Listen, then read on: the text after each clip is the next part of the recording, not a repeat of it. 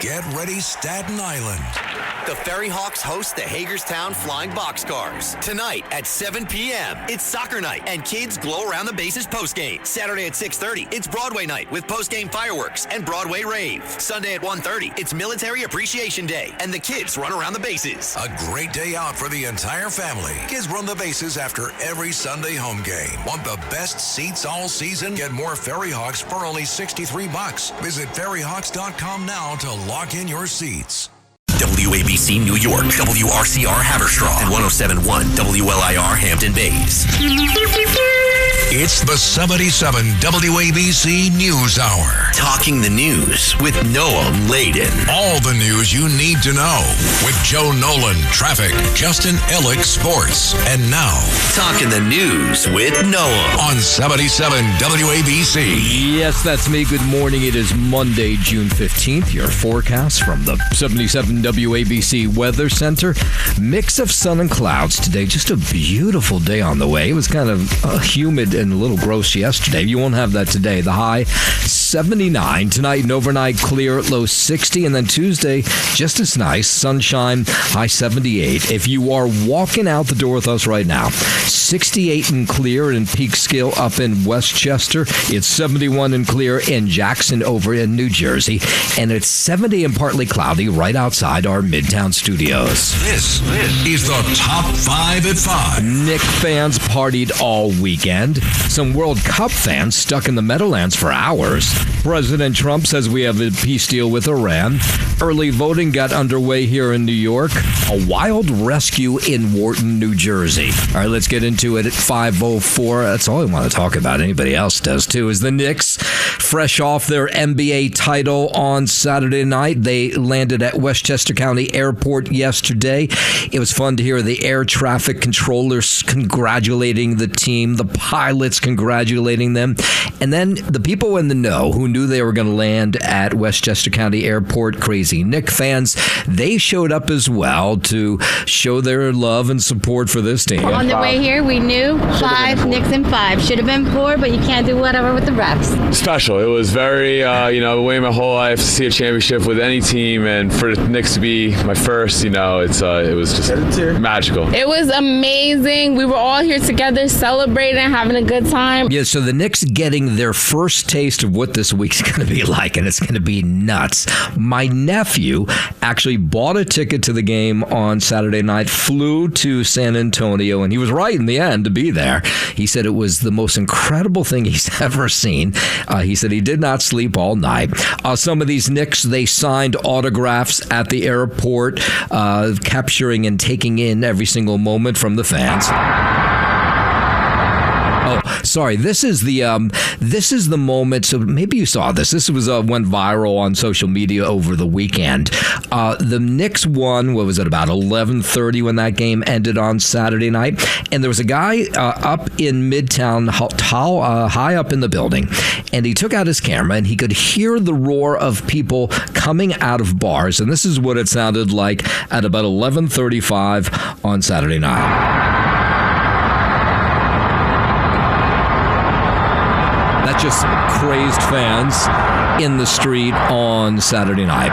Unfortunately, of course, you probably heard some of this. We have the final tally in from the NYPD. They say about 63 people in all arrested early Sunday morning after those wild celebrations spilled into the streets and some fans clashing with cops. 10 officers injured. They smashed windshields.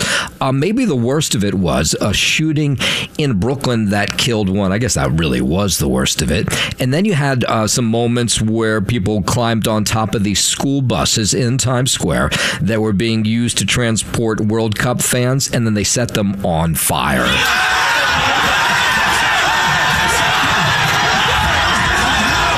Yeah, it was pretty ugly. Video on social media showed those buses on fire as fans chanted and lit fireworks. Most fans, by the way, behaved. But then you have these crazed folks who ruin it for everybody. The way the team was created and the way the team was made, there's a team that's going to always fight no matter what. And they showed it tonight, and now they brought a championship home to New York in 53 years. The heart of New York. They embodied the city of New York, which is grit and grind, and no matter when your back is against the wall, you find a way to get out of it. Now, one of our overnight producers here who works on the World News Network, he said that his son was watching the game at the Hard Rock Cafe with other fans, and he said it was so frightening after the game left to try to walk in Times Square that he said he thought he was going to go to the parade on Thursday. Now he says he's having second thoughts. He said he was scared for his life as he walked towards the subway because the streets were just packed with people. But again, 63 in all arrested Sunday morning, and of course just awful. This one shooting death, we'll tell you more about that coming up after 5:30. WABC News Time 5:09. Okay, the big parade going to be Saturday morning in the Canyon of Heroes. The ticker tape parade will start 10 a.m. near Battery Park, travel north along Broadway through the Canyon of Heroes before concluding at City Hall. The mayor here talking more about it. I mean, this team,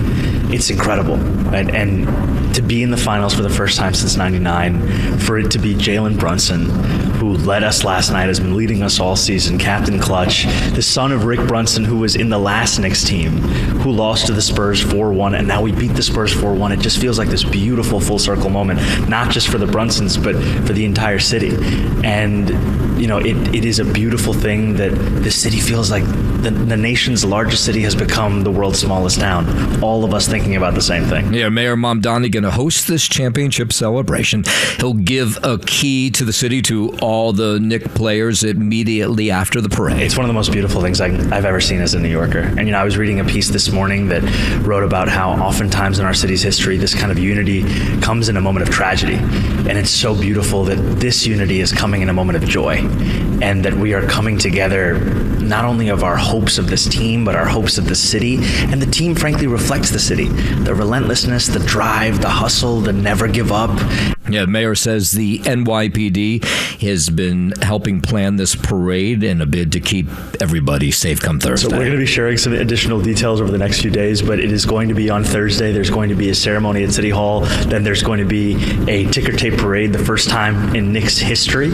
And we're also going to be presenting keys to the city. And I can tell you that as a fan, I haven't wanted to jinx it, but as the mayor, we've been preparing for all these logistics. Yeah, okay. And then on Thursday night, City Hall, municipal buildings across the city, a lot of other buildings as well will be illuminated in blue and orange. They were, some of them, on Saturday night as well after the Knicks won the championship. By the way, that ticker tape parade will be the first one in Knicks history. They've never had one before.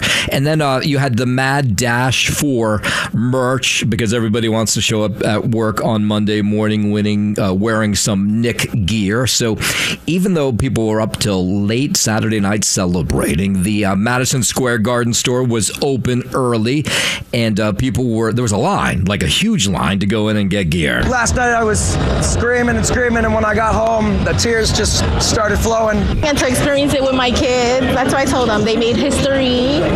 It's amazing. Yeah, and as a result, anything orange and blue, of course, in high demand no matter where you go across the tri-state at the NBA store on Fifth Avenue. All of the Knicks merch flew off the shelves before Sunday was over. You won't be surprised. The number one item that people wanted was Jalen Brunson, a Jalen Brunson t-shirt, jersey, whatever it may be. Of course, he was the NBA Finals MVP. We'll have more about the parade and more about the Knicks coming up after 5:30. WABC News Time 5:12. There is other news besides the Knicks. Iran confirms it's reached a deal with the U.S. to end the fighting on all fronts, including in Lebanon, signaling an end to this war. President Trump announcing an end to Washington's blockade of Iranian ports and says the Strait of Hormuz will reopen on Friday when the agreement is signed in Switzerland. More on this deal from News Nation's Hannah Brandt. Importantly, that this will mean the Strait of Hormuz opens immediately and without tolls, which is something we know Iranian leadership had been pushing to do, to charge tolls. The president says that will not be happening. Now, the Prime Minister of Pakistan says the official signing ceremony is going to take place this upcoming Friday in Switzerland. It's unclear who from the United States will attend. The Pakistan Prime Minister also saying that mediators are going to be having discussions over the next few days to lay out what the next steps look like. Now, before this deal was signed off on over the weekend, the president was slamming Israeli Prime Minister Bibi Bibi Netanyahu for nearly derailing the deal with some military action in Lebanon. And he went on to say that Israel should be very thankful for the U.S. diplomatic efforts that got us to this deal. Now, Israel sees it a different way. Otherwise, world leaders welcoming the agreement as oil prices dropped and markets rallied in Asia overnight. And we were hearing from some lawmakers back here. Senator James Lankford, he's a senator from Oklahoma, a Republican. He was on Meet the Press talking about this deal. It is best if it is ratified by Congress as a more lasting effects on it. So his comments come after the president posted on Truth Social that the deal would be signed off on as soon as Friday, and the Strait of Hormuz is going to be open to all. What President Trump is trying to do is to be able to end Iran's constant attack of Americans and American assets and American allies in that region and coming at us. And late yesterday, we heard from the U.S. ambassador to the United Nations, Mike Waltz, who said that President Trump has every intent to make sure this deal is signed off on Friday in Switzerland. Again, I'll let the final details be announced by them. I don't want to get ahead of the president or the vice president, but they have every intent of getting this done today. And Waltz said the Iranians are hard to deal with because you don't know who you're dealing with and who's in charge, but he says they got this done. The team has had their hands full dealing with them, but the president has every intent to get this done. Okay, so here's the initial details we have. It's an immediate and permanent termination of military operations on all fronts, including in what's taking place in Lebanon. The reopening of the Strait of Hormuz, lifting of the U.S. naval blockade in the Strait of Hormuz, and frozen assets. The framework outlines the phased release of $24 billion in Iranian frozen assets over a 60-day negotiated period. Iran expects half, $12 billion, to be released before the final talks commence on Friday. Of course, more details as they come out, we will pass them on to you. In a moment, we'll go hang out with the president as he hung out with UFC fighters down in D.C. But first, let's head over to the 77 WABC Sports Desk. Happy Monday. Good morning, Justin Ellick. Happy Monday. Good morning to you, Noam Alain. Still feels a little bit like a dream, that big Saturday night here in New York City. The city just in a daze yesterday Are you morning. still in a daze? What did you do on Saturday? Went out, watched the game, had a nice little setup, actually a few blocks from my apartment, sitting outside at some nice bar/cafe. Had a nice TV outside, huge crowd, convening out there, probably around, halftime, moving into the third quarter. You really saw it start to swell up leak out into 3rd Avenue traffic. At that point, moving into the fourth quarter, halfway through that part of the game, tough, to get down 3rd Avenue. So, it was pandemonium, of course, once that final buzzer went off. And the Knicks did secure that huge victory. Glasses breaking, people falling out into the street, nice. Drinks flying up in the air. A lot of good stuff, but you had to, cover your head and take cover in a couple That's what I hear. a couple of instances. I got out of Dodge, before it really turned into violence in some areas, which Good I'm move sure on your part. Yeah, which I'm sure you've reported on. And I don't think it really, with that type of stuff wasn't really happening around my area, fortunately enough for me. But yeah, from what I saw, just pure pandemonium, bliss from New Yorkers, because for the first time in 53 years, we do rule the NBA. Jalen Brunson, he went for 45 on Saturday night, including 13 straight for New York in the fourth. And of course, the Knicks did beat the Spurs 94-90 in Game 5. A low-scoring game to wrap out this NBA Finals. They win the series 4-1, rallying from double-digit deficits in all 4 of the victories to secure that moment 53 years in the making. The Knicks were 4-0 in closeout opportunities this season, winning them all on the road. And of course, as me and Noam just mentioned, back here at home in the streets of the Big Apple, fireworks lighting up the sky, people honking horns, and then cars being lit on fire, school buses having their windows blown out and whatnot, all that good stuff. Queens, AJ Ewing finished a triple shy of the cycle, and the Mets beat the Atlanta Braves 8-1 to end the top team in the majors. Its second consecutive series loss. Last place Mets took 2 of 3 games from Atlanta in the process. Up next for him, Tobias Myers will be recalled from AAA Syracuse to start the opener of a 6-game trip starting tonight against the Reds. First pitch from Cincinnati scheduled for 7:10. In Toronto, Ben Rice hit a tie-breaking home run run in the ninth. Jose Caballero added a 3-run blast, and the Yankees beat the Blue Jays 8-3 for their 6th win in 7 games. Up next for them, an off day today before opening a 3-game set tomorrow night against the visiting Chicago White Sox. And your Stanley Cup wrapped up last night. Final from Las Vegas. Hurricanes over the Golden Knights.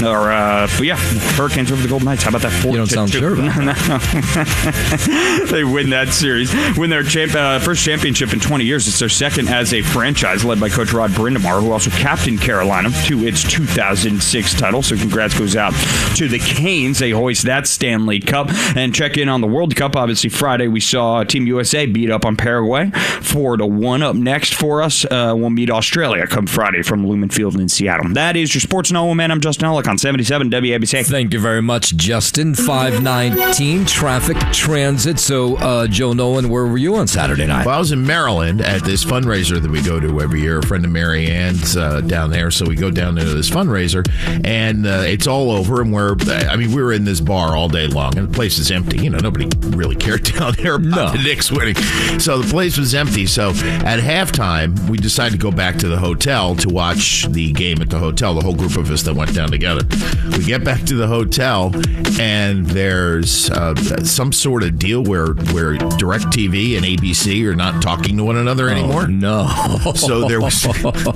So you put up on the thing, and it says, unfortunately, the NBA Finals, and I'm like, oh my god. Wow. So now I get on my phone. I'm trying to find my ESPN app. I can't find that. And then we're going back and forth. Finally, I just put on the radio, the ESPN radio app. Wow, you went old school. And I listened to the radio, and it was really, really cool. I tell you what, it was really like the old days when those games were not on the same day. You know, they were tape delayed, the basketball games, the Knick games, and listen to it. But boy, what a great night though. Oh my goodness. Was there any cheering at your hotel in Maryland? No, nobody cared. No, it was actually really funny how nobody really. It was like it wasn't happening. It was nuts. Kind of like the Carolina. It was the Hurricanes who won the Stanley Cup. Who cares? It's like I don't care. There's nobody talking about that this morning. No. Devils aren't in it. I'm done. Hockey ended. Hockey ended in April. So the funny thing is, you'll always remember where you were. That you were in a hotel in Maryland, listening to the radio when they won the final, which is kind of cool. I remember the first one. Like I told you, I was coming out of a Cub Scout meeting when I was, in 1970. I remember that one very well. But anyway, WABC News Time 522. My family's a big UFC family. So last night was a big deal. President Trump emerging from the Oval Office last night. Then UFC fighters from around the globe followed him straight into the fight cage, which was on the White House South Lawn. It was part of the president's 80th birthday celebration, the celebration of America 250, as they had this full card of UFC fights, some really good ones last night. The Marine Band played the fighter entrance music in front of the White House. Zach Brown sang the national anthem. It was an exclusive crowd. 4,000 fans were let in, including Meta's CEO Mark Zuckerberg, Paramount Skydance's David Ellison. They were some of the people who were lucky enough to get a seat. And then for those who didn't, the rest of us schlubs either watched it on TV or there was a big viewing party right across the street from the White House, which a few thousand, maybe more, showed up to watch the fights. I'm a huge UFC fan, so this fight only going to be an event that's going to happen once. It's not going to happen again. Trump's birthday. It's a UFC card at the White House. It's a once-in-a-lifetime opportunity, and it means the world to be here, especially with such an amazing dad like my dad. Yeah, so those big storms that they were worried about for the most part held off. So there was this big party right at Ellipse Park with gigantic screens so everybody could watch. I think it's pretty cool. I think I like how Dana White's doing all this new stuff, and I find it unique. Love fighting, love the UFC. Got blessed with some free tickets. Yeah, so if you are a big UFC fan, it was a pretty good night. Lots of good fights. 524.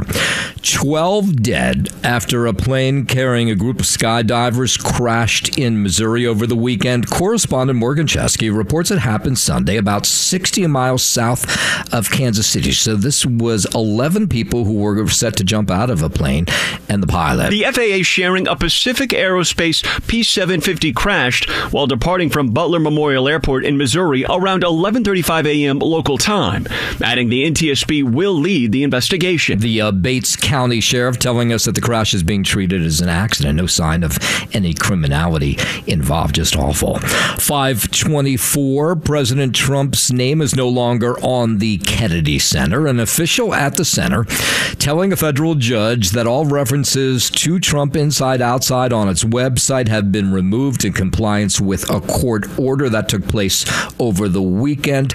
As you might guess, some in Washington connected to the Kennedy Center are happy about that. This woman called it a necessary move. And it feels like a step in the right direction for restoring the U.S. to what we've always known it to be. So over the weekend, we watched as crews began removing the lettering from the building. This was before dawn on Saturday, 6 months after a board handpicked by the president approved adding his name to the iconic performing arts venue. Those people, of course, upset the name has come down. It's a historic moment. It's a lot of history here in Washington, D.C. This is my first time here. And to be here at the same time that something historic like this is happening, something I'll remember forever. So I'm excited to be here. Yeah, so the name taken down, the change comes after an appeals court denied the Kennedy Senator's request for a pause they wanted to keep the name up there. That took place on Friday. 525, former President Obama, First Lady Michelle Obama, they are now in Chicago ahead of the grand opening celebration for the Obama Presidential Center on the South Side. Both toured the campus yesterday. The grand opening celebration for the Obama Center will be held this coming Friday through Sunday. WABC News Time 526. Let's go out to Los Angeles, where over the weekend, Spencer Pratt broke his silence after failing to advance to the November runoff in the race for LA mayor. On election night, he was in second place. After they counted the votes, he was in third place. Only the top two vote getters get to go to November for a race. The former reality TV star posting a video to social media called Saving LA. He declared war on Mayor Karen Bass and her challenger, council member Nithya Raman, saying that his mission now is to expose what he calls a corrupt machine in LA. And he says that mission has just gotten underway. And now every problem that plagues Los Angeles because of these two corrupt communists is going to accelerate, and the city will tumble headlong into the abyss. And the Pratt warning that people in Los Angeles have no idea how bad things will get or how corrupt things are. Angelinos are now stuck with two morons responsible for all their problems, and they have to choose between dumb and dumber.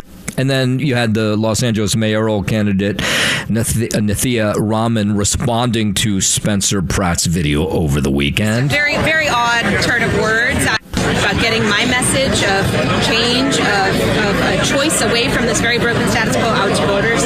Voters have picked these two candidates to move on, and I want to go out and make the case to voters that they should pick me, and that's really been my focus. Yeah, so according to the latest tally by the LA County Register, you had the LA City Councilwoman had 29% of the vote. Karen Bass was at first place with 34%. The two will face off come November.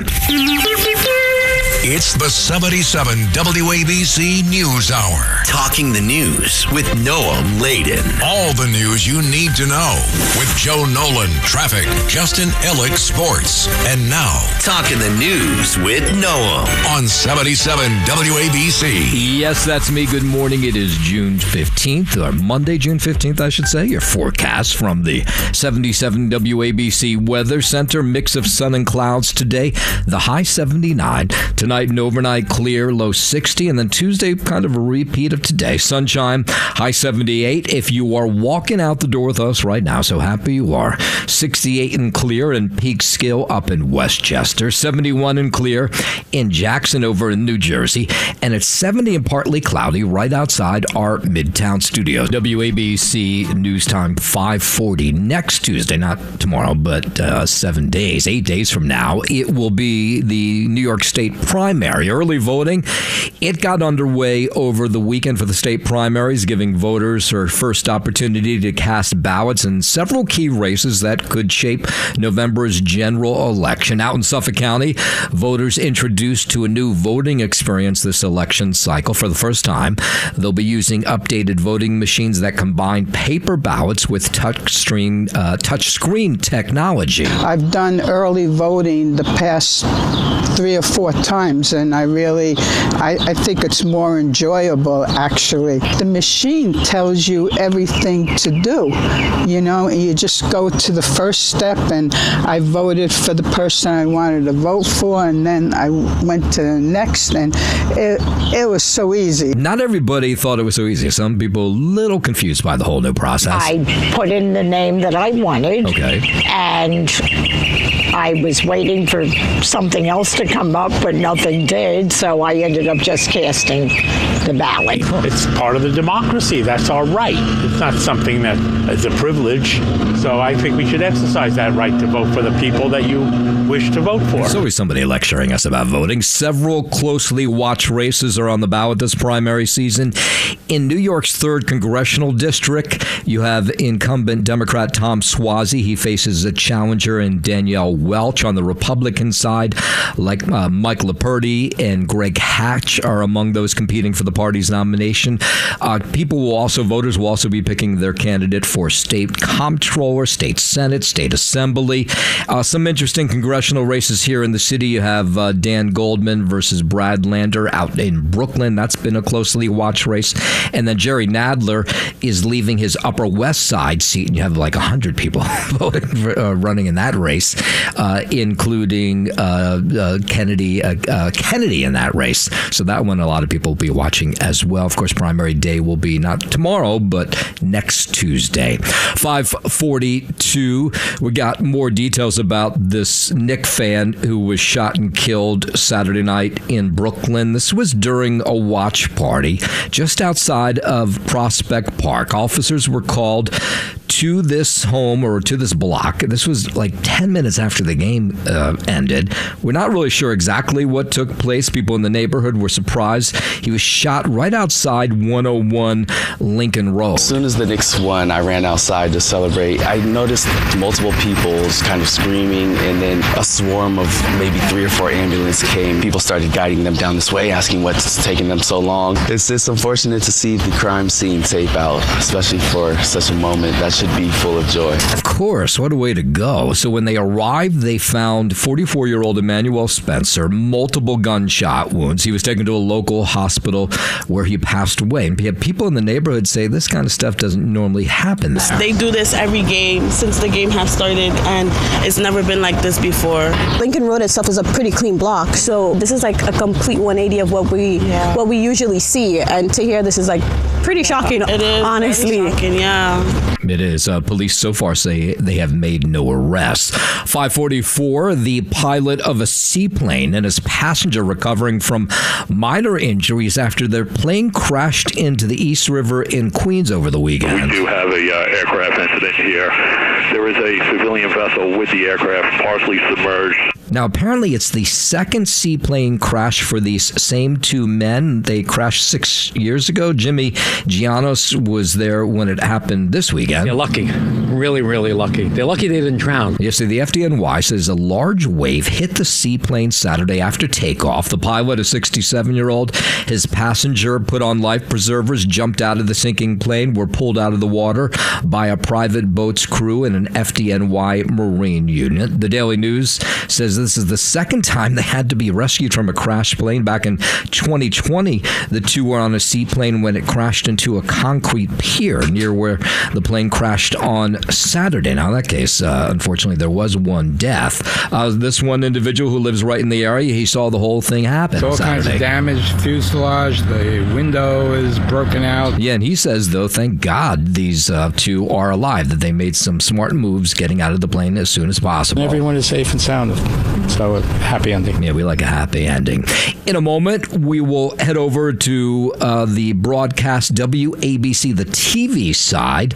Bill Ritter, maybe you missed this, maybe you hadn't, made a big announcement over the weekend. We'll get into that in just a moment. But first, 5:45, let's head over to the 77 WABC Sports Desk. And here's Justin Ella. Thank you, Noah Maladen. Sports sponsored by Pete Morgan and Peerless Boilers. Go to peerlessboilers.com to find a deal under you. Peerless Boilers, the world's best built of boilers. And for the first time time in 53 years, New York rules the NBA. Jalen Brunson scored 45 points, including 13 straight for New York in the fourth quarter, and the Knicks beat the Spurs 94-90 in Game 5 of the NBA Finals on Saturday night, winning the series 4-1 and rallying from double-digit deficits in all 4 of those victories to secure that moment. 53 years in the making. Of course, their last championship coming in 1973. Brunson set a Knicks record for points in a finals game. It had been 38 by Willis Reed against the LA Lakers in Game 3 of the 1970 series. Mikal Bridges and Josh Hart combined to score 27 points. The Knicks were 4-0 in closeout opportunities this season, winning them all on the road. And, of course, back here at home on the streets of the Big Apple, celebrations breaking out literally everywhere. Fireworks lighting up the night sky, people honking horns, lighting cars on fire, blowing out windows and school buses, all of that good stuff. I don't know, Noam, if you saw out in the West Village that guy with his projector on the side of that building. So yes. He projected Game 2 just to about, maybe 30 to 40 people outside on the street. And the word got around that this kid had a projector out on his fire escape, projecting these games out on the side of a building out in the West Village. And they packed up. There must have been, 5,000-6,000 people out on that 1 to 2 blocks there, just packing that entire street watching this game on the side of a building from this kid's apartment. And they took over when the game was over. I saw they just took over the streets. It took a while for police to clear them. That one wasn't violent. No, I don't think so. I don't think so. And now we're trying to get that kid, whoever he is, that guy, that man who was projecting that game, a key to the city, right? He should get one. And actually, when I was walking from my garage on 51st Street here, the firefighter at the firehouse right there stopped me, and he said, we closed off the entire block on Saturday night, and we projected the game on the side of the firehouse. Oh. And he said, I sat there the whole time praying that I wouldn't get a call. Yeah. Because he said, I wanted to watch the whole game. Yeah. And he said, turn in your badge, please. Yeah. And he said the best part was because it's the firehouse and then there's a police station right next door. So they were all watching it together. And he said the best part was he watched the entire game. And then he said seconds later he got a call. But he was like, I'm okay with that. He got to see the entire game. 100%. Yeah. And then we got to go to work. Here we go. Yeah. There's a mess to clean up. Out in Queens on the Diamond, AJ Ewing finished a triple shy of the cycle. Mets beat the Atlanta Braves 8-1 and the top team in the majors. Its second consecutive series loss. Last place Mets took 2 of 3 from Atlanta in the process. Up next from Tobias Myers will be called from AAA to start the opener of a 6-game trip starting tonight against the Reds. First pitch from Cincinnati scheduled for 7:10. In Toronto, Ben Rice hit a tie-breaking homer in the 8th. Jose Caballero added a 3-run blast, and the Yankees beat the Blue Jays 8-3 for their 6th win in 7 games. Up next for them, an off day today. And your Stanley Cup picked up last night, and it ended in the process. Hurricanes beating the Golden Knights 3-0 in Game 6. Carolina hoisting Lord Stanley's Cup, winning their first championship in 20 years, led by Coach Rod Brindamar as well, who also captained Carolina to that 2006 title. Congrats goes out to the Hurricanes. And checking in on the World Cup as well, of course, Team USA starting their action on Friday with that 4-1 win over Paraguay. They'll pick it up with their meeting against Australia coming Friday from Lumen Field in Seattle. That is your sports. Noam, sponsored by Pete Morgan and Peerless Spoilers. Go to peerlessspoilers.com to find a deal near you. Peerless Spoilers, the world's best built boilers. I'm Justin Ellick on 77 WABC. WABC News Time 5:50. Longtime Eyewitness News anchor Bill Ritter, surprising just about everybody Friday night when he said he was going to step away from the anchor desk early. 76 years old, but he looked fantastic behind that desk doing the 6 p.m. news. He had pulled back from doing the 11 just to spend more time with his family. 76-year-old, has a couple grandkids. And then he made this announcement at the end of the newscast. Spending more time with my family has now become even more important because my life has taken a turn. After a series of tests, my doctors have told me I have Alzheimer's. This is called early stage Alzheimer's. And they say the treatments I'm getting are keeping it at bay, at least for now. But there is no guarantee here because there's no cure yet for Alzheimer's. So unless someone finds an amazing cure, and really soon, tonight will be the last newscast I anchor. Yeah, it was shocking. Ritter joined ABC back in 1998 after a long journalism career that spanned both print and TV, including times at a moment and, well, a period of time anyway, at the LA Times. Did local TV in California for a while, did some network programming, and then he he started doing the 11 p.m. newscast on Eyewitness News back in 1999, succeeding Bill Butel at the time. Then he added the 6 p.m., became well known. He also anchored the 5 for a number of years. Everybody's surprised by this announcement. What am I going to do now? Well, I'm going to continue working right here on ABC 7. I will continue helping the younger journalists here at Eyewitness News. Hey, I'm now 76 years old, so for me, everyone in the newsroom is a lot younger than I am. I'm also going to remain a journalist here at Eyewitness News, and so you will still see me on air and online. One reason? Because this station wants to dig deeper into the rising tide of Alzheimer's and other similar diseases. Yeah, just shocking, but of course so many of us know so many people who have either passed on from Alzheimer's or are dealing with it right now. 5:53, Team USA off to a winning start at the FIFA World Cup over the weekend. The Americans defeated Paraguay 4-1, first match of the tournament from SoFi Stadium in Los Angeles. Back here, there were Watch World Cup parties. Fans excited. It was so awesome. The fans, the crowd, the venue, the players were amazing. Stars and Stripes will take on Australia next week in Seattle and wrap up the group stage against Turkey on June 25th. The U.S., of course, has never won a World Cup. Back here in the city, out in New Jersey, they're hoping businesses to cash in on the World Cup fans who are here for 8 different matches. One of them, the first one, took place over the weekend. It was Brazil versus Morocco, ended in a tie, 1 apiece. But some bars say, yeah, we were packed for this game, Brazil against Morocco. It's been a huge opportunity for us, not just myself, but a lot of these vendors right now. Just like how the World Cup is bringing different countries, different people from different countries and cultures. It's like the beauty of living in New York, right? It's like the melting pot of different people, cultures. Now, my neighborhood in Jersey City was bedlam all weekend because there's a lot of soccer fans, people carrying and wearing the Brazil shirts. My neighbor is from Morocco, so he was going crazy over this game. And then you had the people who actually went to the game. And the issue was traffic and transit trying to get there. Now, you had some people who took New Jersey Transit. There was a whole controversy about the price of tickets. It was $150, then it went down to $98. For the people who did go, for the most part, they said New Jersey Transit was pretty good. Literally, it was amazing. I was so stressed, but no, we're good. Very efficient. It's the best way to go to the game. Very, very nice, very well organized, everything good, and we will win. And what we're being told is those trains were half full. They thought they'd be packed, but at least for Brazil versus Morocco, just half full. We're not used to this kind of prices, so yeah, definitely threw us off, but we didn't really have a choice. It's expensive, but it gets you right there, so it's a good setup. Now, all did not go well. More than 3 hours after the Brazil and Morocco World Cup match ended in a 1-1 tie at MetLife, there were hundreds of fans who were stuck there waiting for Ubers or lifts to pick them up. Some people saying that it was incredibly frustrating. There was even the press shuttles that take the media crews out. They left journalists there stranded for hours. Even at midnight, there were still people trying to get out of the parking lot and get back home.